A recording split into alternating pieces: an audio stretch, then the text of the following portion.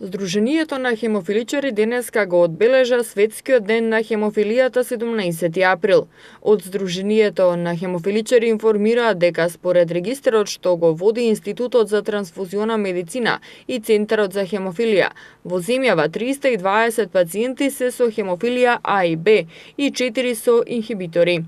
Хемофилијата е наследна генетски условена состојба која се карактеризира со целосен недостаток или намалено ниво на факторите кои учествуваат во запирање на крварењето. Поради недостатокот на факторот, крварењето трае подолго отколку кај луѓето кои не се соочуваат со овој проблем. Од Здруженијето на хемофиличари велат дека последните фактографски податоци се застрашувачки. Тие имаат бројни крварења кои настануваат спонтано без некоја видлива причина или повреда и најчесто се присутни во зглобовите и мускулите.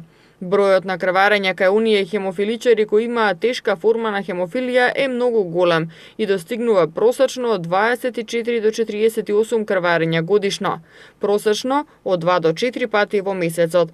29% од родителите избираат професија која им овозможува да се грижат за своето дете со хемофилија. 48% се загрижени дека нема да бидат во можност да ја поддржат фамилијата во иднина. Според податоците од Центарот за хемофилија при Институтот за трансфузиона медицина во Македонија се регистрирани 211 лица со хемофилија А, 104 со хемофилија Б и 4 лица со хемофилија инхибитори.